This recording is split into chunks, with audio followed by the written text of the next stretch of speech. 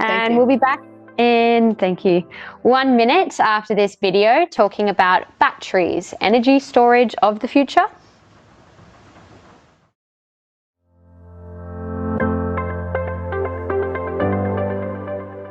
Battery demand in Europe increased by almost 40% between 2021 and 2022. A plateau in battery installations is expected in the next 3 to 4 years due to a lithium deficit, before growth will return towards the end of the decade. Batteries are considered a key piece of the energy transition puzzle, but challenges and limitations remain. For starters, how can we ensure that batteries will be part of the solution and not create a new problem? Key concerns include supply chain issues, how to sustainably source materials, and the opportunities and challenges presented by emerging technology. Learn more in our next expert panel, Batteries, Energy Storage of the Future.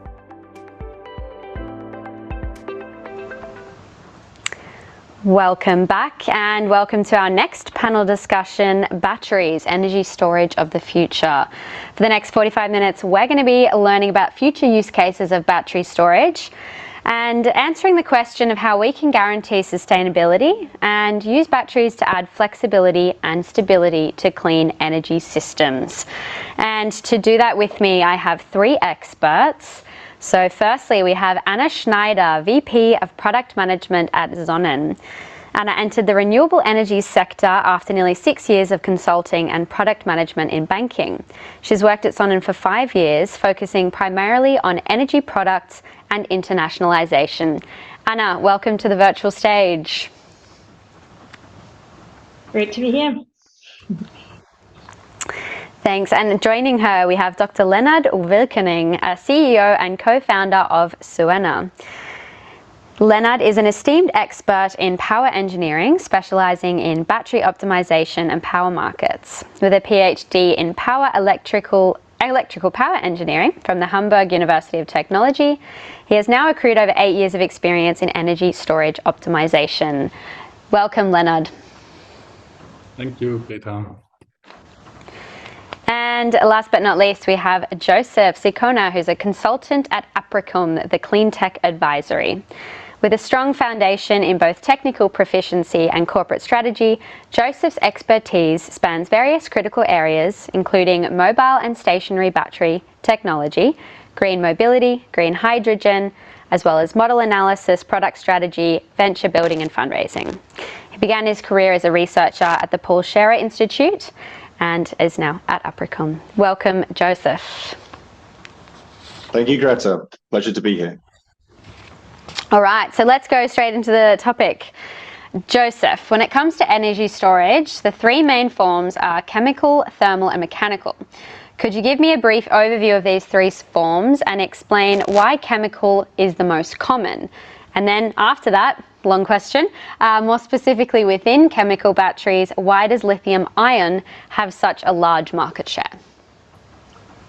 Absolutely, yes. Thanks very much for the question. Happy to kick things off now and look at the bigger picture and specifically highlight these 3 main areas of storing energy that you mentioned. So electrochemical, mechanical, and thermal.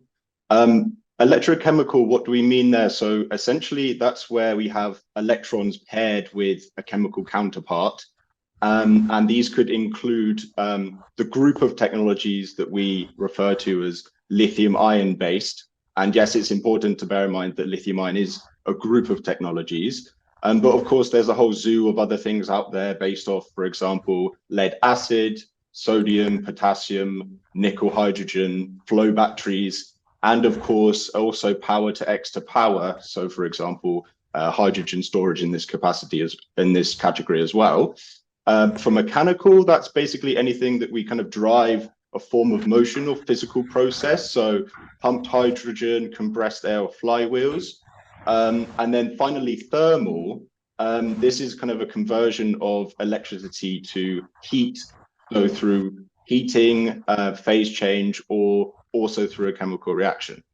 So it's all well and good, but very important to bear in mind that actually about 96%, so the vast majority of energy storage that we have globally is in mechanical storage, in the form of pumped hydro, of course.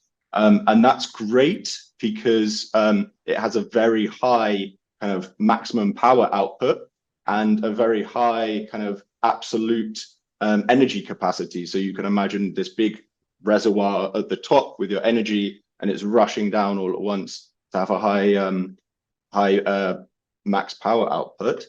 But unfortunately, we can't really take pumped hydro around with us, so we need something else. So enter batteries, and batteries have a very much higher specific energy capacity. So there's many more electrons that you can fit into one place. And just to get round to the real crux of your question without going off too much on a tangent, why lithium ion? Well, lithium ion particularly has a very high energy density, about 10 times that of lead acid. And they've kind of won this race, if you like, because of, first of all, economies of scale, and that is a decrease in cost.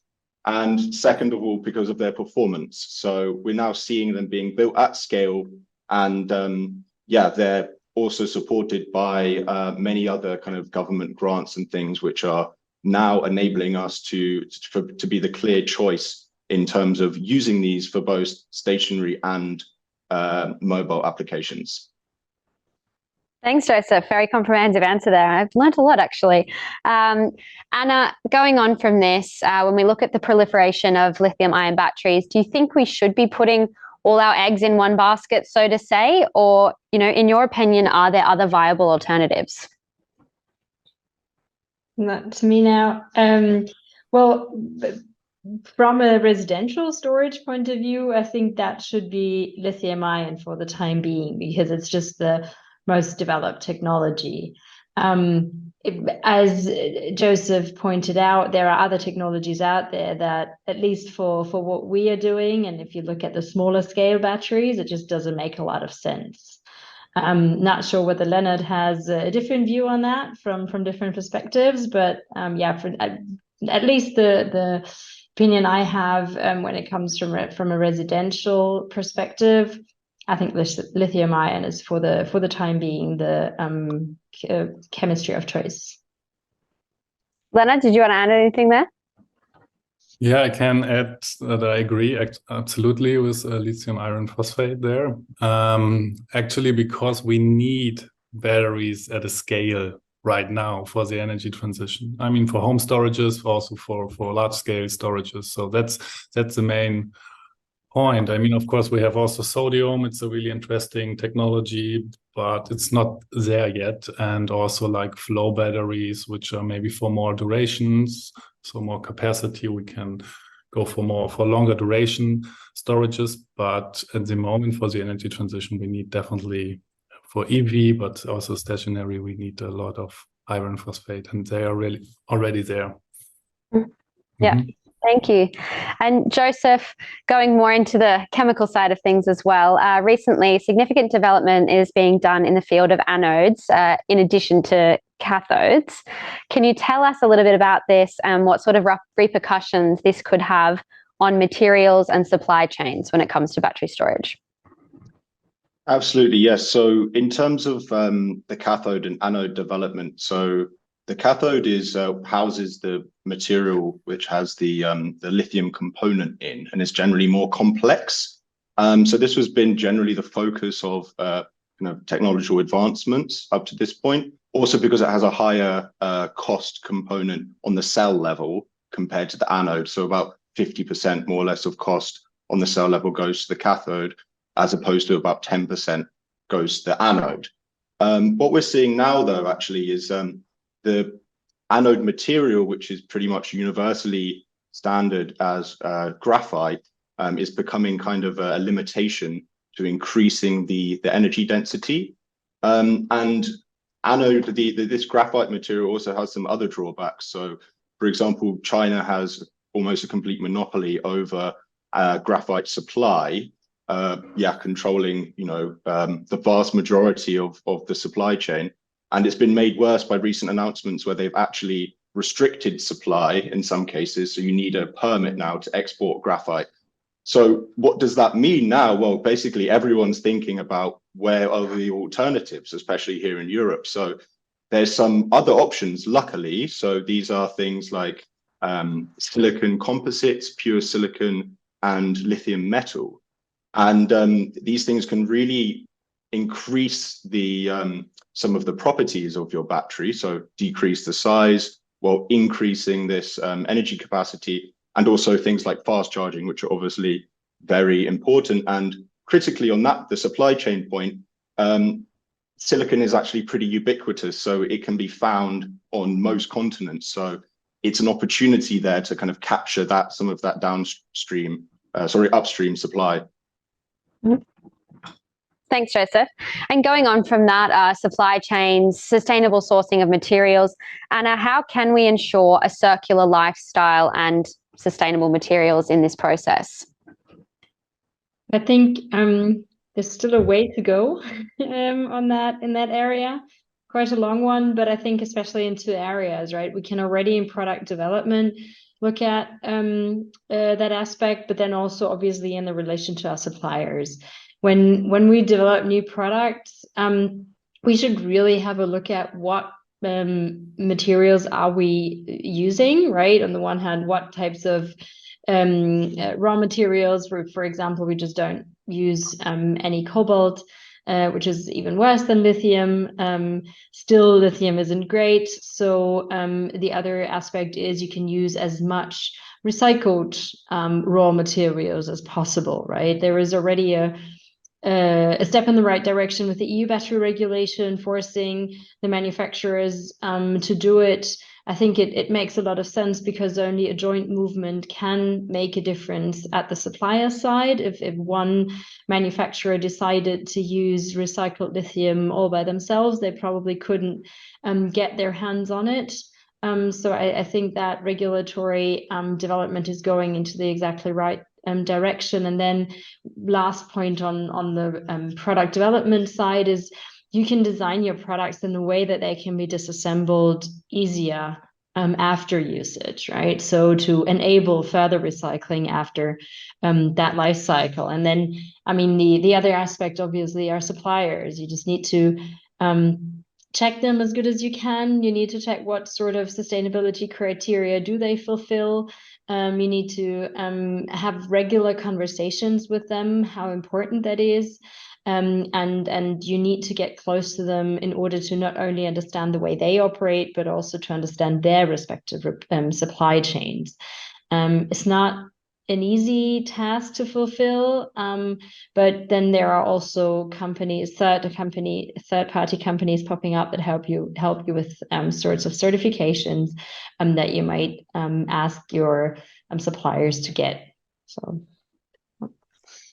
And just building on top of that, in terms of knowing that you've got sustainable materials, talking to suppliers, what sort of responsibility do consumers have in ensuring that the product that they're buying is sustainable, and how can we kind of make that process easier?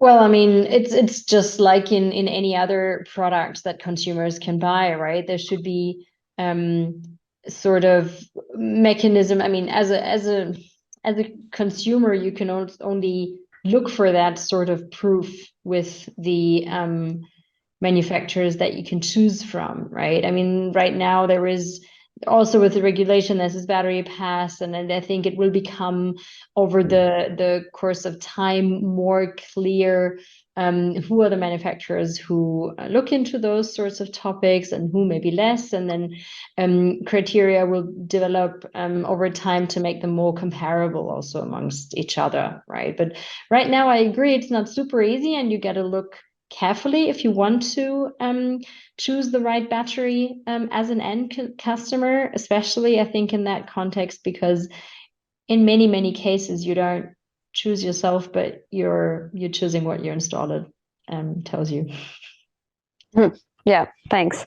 And Joseph, you mentioned a little bit before about graphite and a few other materials, and that has some repercussions on Europe's relationship with China as well when it comes to manufacturing. Do you think we need to push for more domestic competitiveness in Europe? and reduce dependence on China for battery manufacturing? Sure. Yeah, I think absolutely. We do. As with a lot of other clean tech, China has positioned itself in a very strong position on many parts of the value chain. So I talked a bit about anode and cathode active materials, but also, of course, on cell production, module production, and integration. They're very strong. And don't get me wrong. I think I want to say that. Part of the story of the economies of scale and rollout of lithium-ion has been the decrease in price and the massive kind of scale up from China. So they're a big part of the story about why we've seen prices decrease in about a half over the last 5 years or so. But what's important to bear in mind for us is the sheer value of this market. So the European Battery Alliance estimates that it's worth lithium-ion value chain in Europe about 250 billion euros in 2025. And, the EU auto industry accounts for about 7% of all jobs in Europe. So about 13 million jobs. So this is real big stuff that the value that we want to try and retain here in Europe is incredibly important. And we do see that slipping. We do see EU automaker sales slipping globally, being taken over by Chinese competitors. So of course there's things to be done, and that has to start on the European level. And we are now seeing flagship policies come in to try and make sure that there are certain material requirements that are being built up in Europe. So on Monday, I think there was the European Commission struck a deal to enforce the Critical Raw Materials Act. So this covers lithium, natural graphite, and silicon metal, and a particular amount of those to be extracted, recycled, and processed within the EU. So that's certainly a good start, but there's a long way to go. Yeah, absolutely. Thank you, Joseph. And Lennard, I know this isn't your area of expertise, but do you have anything to add on this matter? Well, as Joseph said, and again, so there's a long way to go to really establish the gigafactories here in Europe. And so I would just add again that, of course, there are the big players in China like CATL, BYD, which are having a really high market share for lithium iron phosphate. But I would again just add that we really need now this gigafactories all around the world, also in Europe. But if we look into what we need in Germany or in Europe as large scale battery capacity, it's definitely not possible to wait for gigafactories now here in Europe. Mm-hmm. We've had a question from the audience, which I might direct to you, Joseph. Is there any way to bypass the issue of materials that are being mined? If there is, I would love to. I'd love to know what it is. I mean, we can wait long enough, and maybe something arrives on an asteroid from space. That would be interesting. But no, I think that it is really an essential part of this industrial complex. We're moving away now from an oil-based economy to economy that is based off of electrons in a large sense in the power industry, and there's a lot of other materials that we need to make that happen. And of course, we all know that some of the biggest criticism of this endeavor are the fact that we will need increasing amounts of those materials, lithium being one of them. But that for me is certainly a challenge, and it is an unavoidable challenge. And I'm confident that the ecosystem that we're building up in terms of having strong ESG standards, having strong recycling ecosystem will be able to achieve that. Thanks, Joseph. And we've had a couple of questions from the audience asking about hydrogen. So it seems to be a bit of a burning topic for a few of our viewers. Joseph, I might also direct this to you, but anyone feel free to jump in. If lithium-ion batteries are the most important ones in terms of the energy transition, how come hydrogen gets more and more attention in the media and from politics? Sure. Yeah. No, happy to take that one. And thanks for the question, because no discussion is complete without a what about hydrogen question. So I'm glad we touched base there. And yeah, I think in terms of energy storage, hydrogen is likely to play a part. Right now, it is incredibly niche.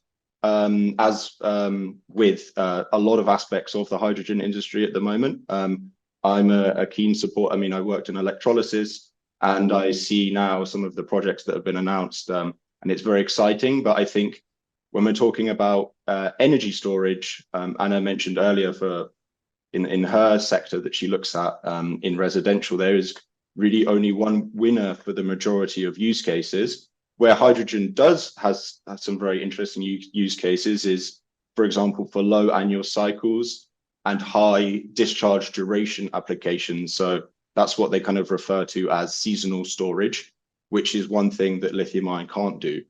But it will be very interesting to see how that sphere develops, as with other types of technologies, which can also do things on the longer scale that maybe lithium isn't so good at.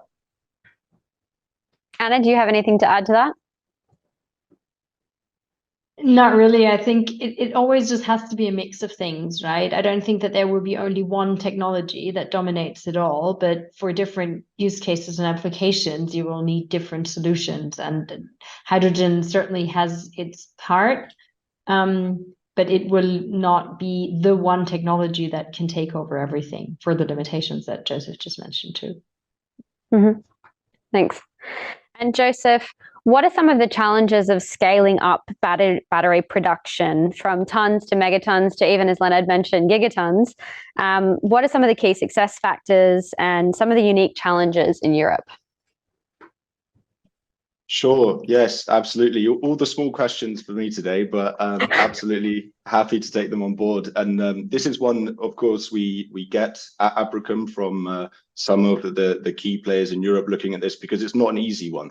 That's for sure. You know, how do you scale up? There's a lot of moving parts. So important things to bear in mind just on the manufacturing and supply chain side are, you know, ensuring that you have a timely and cost competitive supply of raw materials and production equipment. Actually designing and operating your plant can be very challenging, especially if you don't have experience in that. Hiring a skilled workforce, and this kind of constant improvement of making sure, I mean, it is a very competitive space, you know. You have companies who are putting down billions of dollars into their R&D and into their production process. So if you want to enter that sphere, you have to be basically prepared to fight. And, you know, it is a struggle to make sure that there's enough share of these raw materials to go around. So there's some of the broader topics. One other thing I would just mention, and this goes actually again back to something that Anna said in the beginning, is about this kind of starting back at the product design phase as being a way to actually increase the ease that you can ensure supply of these raw materials. So design choices, for example, what cell chemistry do I use, or what form factor do I use? So this might mean that you can actually have a greater pool of suppliers in the future, and you won't find that you've designed a product that actually you're very restricted in the type of options that you have available. Thanks, Joseph. And Lennard, you talked a little bit about this before of, you know, reaching gigatons. What do you think is the necessary capacity of large-scale batteries in Europe to facilitate the energy transition, and how can we actually get there? Yeah, thanks for the question. So actually, we estimate at the moment, or is estimated, that we need around 50 gigawatt of large-scale batteries in Europe till 2030 to enable the integration of renewable energies. So, and yeah, to compare it, so we were just able to deploy around 5 to 6 gigawatt now of large-scale batteries in Europe. So there's still a lot to achieve and big challenges ahead of us. So that's why we need batteries at a scale at the moment. And talking about this, the optimal size of a battery, of course, this depends very much on the use case. Looking into like large scale batteries, utility scale batteries, of course, we have this co-located batteries, which are co-located with renewable energies, solar or wind mostly. And of course, then the size depends on the grid connection point, on the peak power of the solar or the wind farm. So this is one size. And on the other side, we have the standalone batteries, which are directly connected to the grid, which are stabilizing the grid with different use cases. And what we see at the moment is batteries from the power side, so from 1 to multiple hundred megawatts installed. So for example, in Germany now a 300 megawatt battery is planned with 600 megawatt hours capacity. So this is a really big battery, but the average is maybe in between 10 and 50 megawatt at the moment, what is deployed. And if we even look to other countries like US or Australia, we see already like gigawatt batteries and gigawatt hours. So it's becoming more and more bigger assets. And the duration, and that's also talking about hydrogen or more long duration storages. So at the moment, what's the best business cases for batteries which are having a duration of 1 to 2 hours? In the past, they were only installed like 1 hour batteries with a 1 hour duration, because we use them more for really short-term application, like stabilizing the grid, reacting to the grid frequency to balance the active power in the grid, which is quite important. But for this, we need more like short-term, like 1 hour durations. Now, since batteries are entering the power markets, we see more and more 2 hour durations. So what means that 1 hour duration, 2 hour duration? So 1 hour means we have a 1 megawatt battery and 1 megawatt hour of capacity. And the 2 hour system is like 1 megawatt with 2 megawatt hours capacity. And so the optimal size at the moment, even if we look into the future with price curves and market dynamic curves, we see mostly 2 hour systems are the most profitable. And for example, hydrogen, we would use only for much longer durations, because the efficiency from power to power, like creating hydrogen out of renewable energy and then creating power out of it, it's so low that you cannot really integrate them into like power trading, for example. But of course, if we have like days of no sun or no wind production, we would need more gas power plants, and of course we could also use hydrogen there at some point. But I would say the best, or the optimal size at the moment, is like a 2 hour system. Thank you very much, Lennard. And Anna, how can batteries be integrated into energy systems to be used as a flexible asset? I mean, I won't explain exactly how technically it works, but we are doing that already, right? We integrate them through software. We've actually aggregate residential batteries into one large, then more or less commercial sized battery. It's our virtual power plant, and we steer then the single assets as a big asset, right? And so even the small residential batteries can serve the same purpose that Lennard was just talking about, and can help stabilize the grid. We're doing that already in Germany, Italy, Australia, and through partners also in some other markets. So even the small kind of anyways there batteries can have that second use case, and then can be used instead of only the large systems that need to be then put somewhere next to the production system. But we can use all those assets and all the flexibility that is out there and has been installed by end consumers in order to serve the same purpose. Thanks, Anna. And we've had a question from the audience directed towards Lennard. Do you think EU countries will have a problem transporting large amounts of energy when using old grids? Could you please repeat? Sure. So someone from the audience has asked, do you think EU countries will have an issue transporting large amounts of energy when using old grids? I mean, the grid infrastructure in general, of course, is a big limiting factor right at the moment. In Germany, in the EU, so almost everywhere. So of course, if I get the question right, but of course, this is also something we would need batteries for to of course like enhance the grid infrastructure,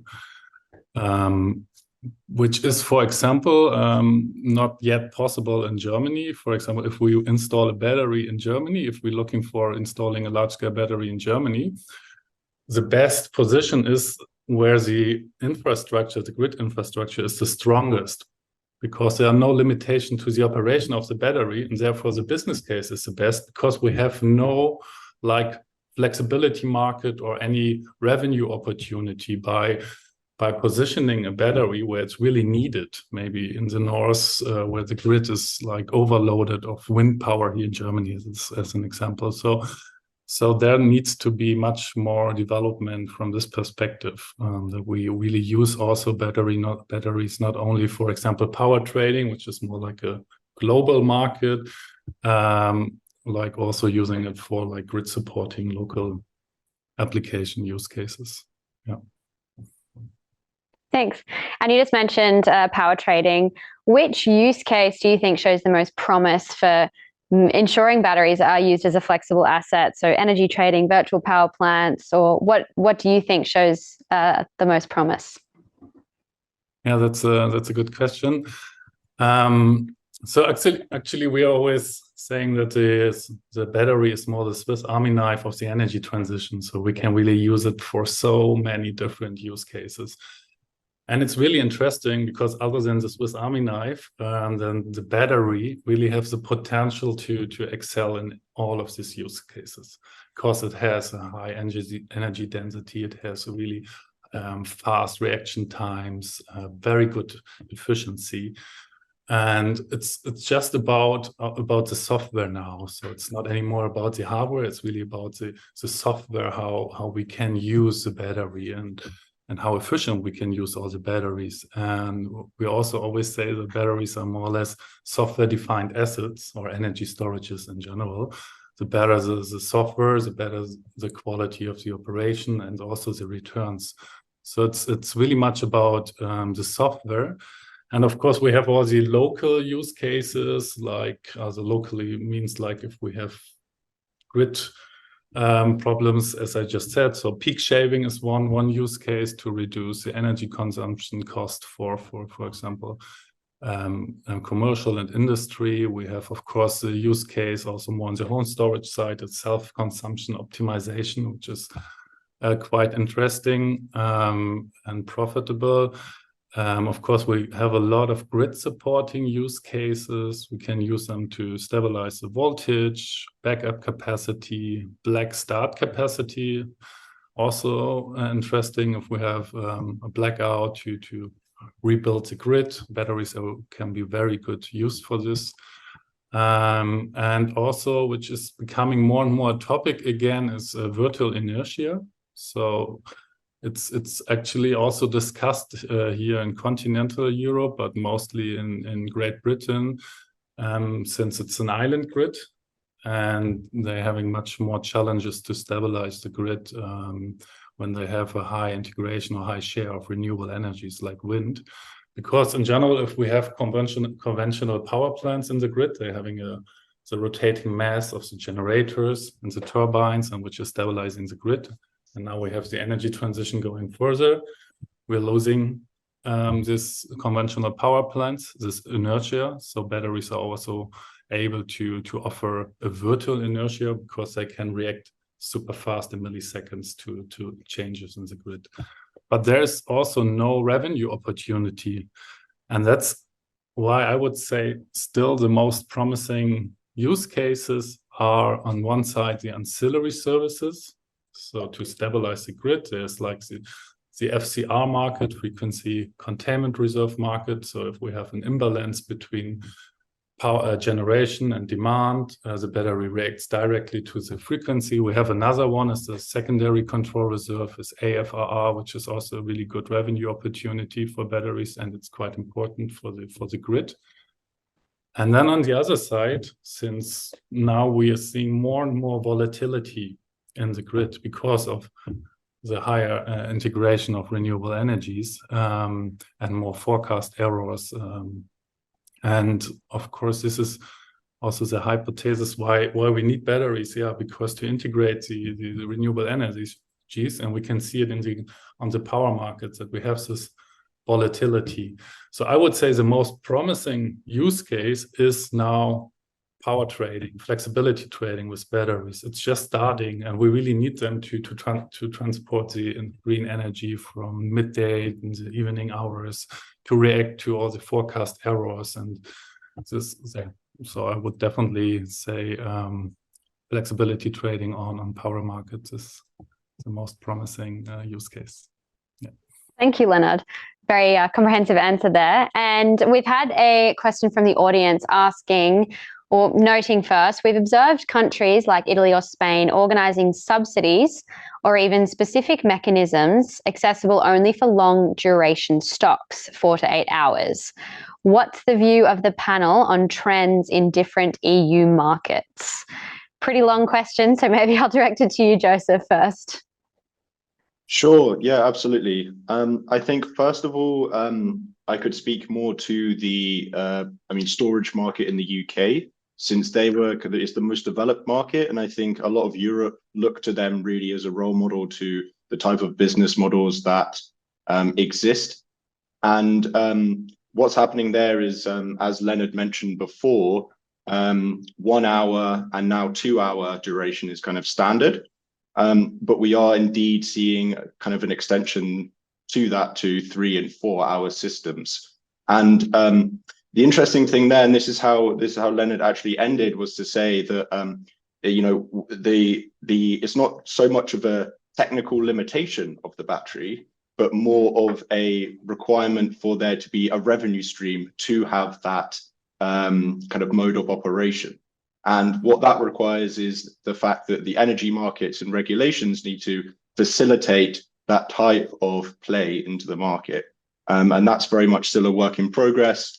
We're getting to see this in the UK, in Spain, in Italy, but also in places like Texas in the US, where they have their own kind of regulations that can facilitate this type of trading.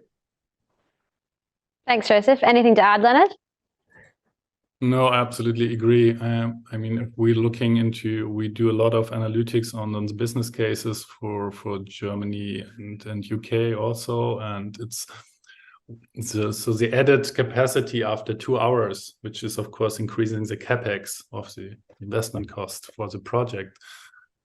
This is not like aligned with the more trading income so far, and that's why of course we need like support for longer duration storages much more than for shorter ones, because for the shorter ones we have already an interesting business case. Anyway, the business case is one of the major challenges for large scale batteries, since there's not much security there in Europe. So for example, the standalone storage, in GB we have kind of a capacity market, which gives a bit of a security on the investment, but mostly the business case depends on the markets, and therefore on the dynamic of the market, on the market prices. So for example, for the ancillaries, if we look into FCR, they are different called in UK, it's DCD MDR, but in general it's the same mechanism. And the volume of these markets is like limited. For example, if in Germany we can only participate in 750 megawatt market. So it's of course it's limited. If we need gigawatt of batteries, they cannot all participate there. So we have fluctuations of the prices, saturations, and that's why there's always a risk involved in the business case if we look into batteries, and we definitely need to stabilize it. That's the main reason. Thank you. And shifting a little bit more towards residential batteries, Anna, what are some of the major barriers to more widespread adoption of residential batteries, such as price, and how can we break these barriers down?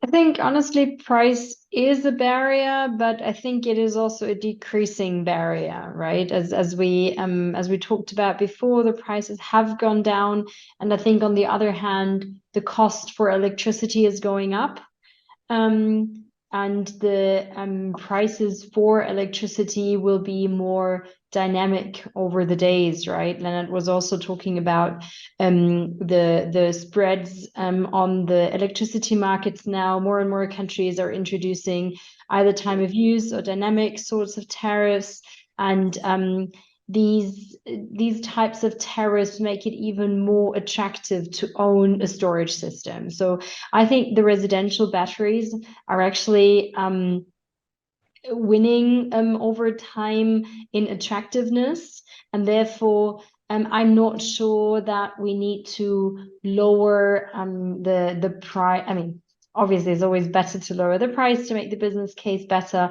but it's, on the other hand, from my point of view, extremely important to focus on two things on the batteries, not only to offer the cheapest possible. I don't think that should always be the main goal, but it should be a safe system, because I think this is actually one of the biggest barriers. If the batteries aren't safe and if more incidents happen with residential batteries, then that is going to affect the adoption massively. And then secondly, it's about the software and the intelligence of the batteries. If you can use your residential system, for example, in FCR markets or in spot markets, then you can make so much more revenue with it than it cost initially, that it's worth the investment. And I think as long as the business case works, then it's not necessarily only a question about lowering the price as much as possible. So I think it more has to do with the adoption of PV in general, making also PV and storage accessible for more people, in the sense that you need to have regulations or let's say blueprints for how to do this in condominiums and not only in single family homes, because right now, at least in Germany and in many other markets, this is very much limited to single family homes. So everyone who's not living in that sort of luxury can also not participate in that sort of market and go into PV and storage. Maybe then, making it available for, as I said, more types of homes, but then also space to some extent, right? And now bringing the batteries outside helps in some markets. I mean, again, having the very German perspective, sometimes our basements are very big, the batteries can stay there, but that's not the case in all countries, right? And having smaller systems or outdoor rated systems make it then sometimes easier to install them. So I think those are a bit the considerations that I would have to encourage a higher adoption of the residential systems. It's not only price from my perspective. Yeah, absolutely. Thank you, Anna.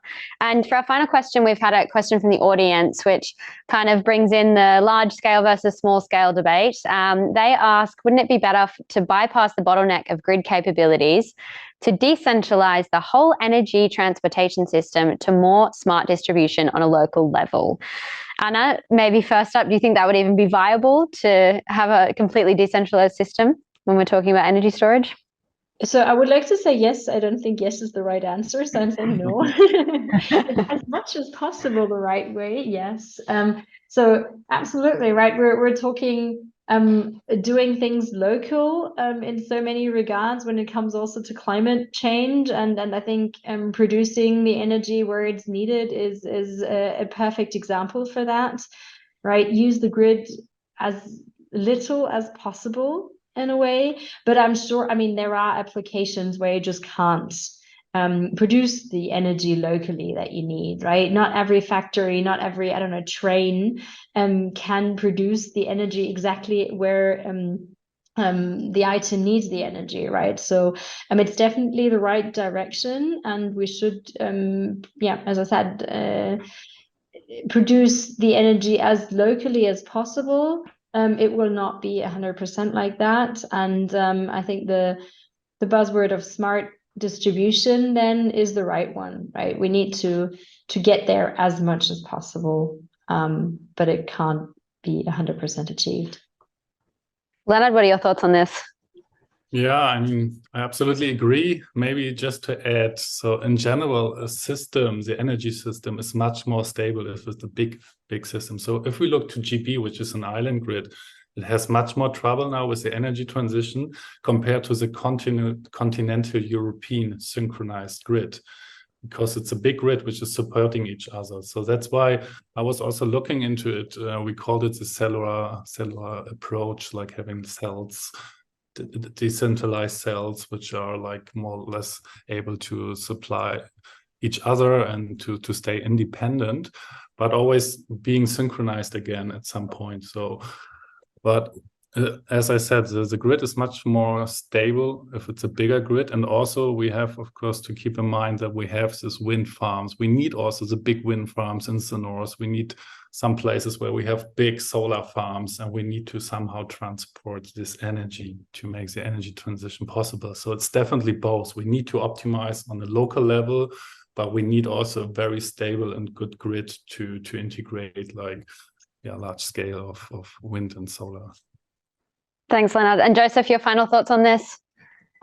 Yeah, absolutely. Just from me, I would compliment and say, reiterate the fact that these type of solutions, especially this decentralization, is enabled by the software development. And especially when we look at, these, recent boom in kind of machine learning capabilities, we have some very interesting solutions which can enable the amount of data which is out there now through things like vehicle to grid to vehicle. Let's not forget about the amount of batteries that are going to be, filling up our roads soon, and can also be utilized as well as stationary residential. So yes, absolutely. I think it's a very exciting field indeed. Thank you very much. That brings us to the end. We're a little bit over. Such an interesting debate there. But thank you to the three of you for the really insightful discussion. I definitely learned a lot, and I hope our viewers did too. We'll be back in a minute after this video talking about scaling and expanding energy tech. Thanks, guys. Thank you. Thank you very much. Bye-bye.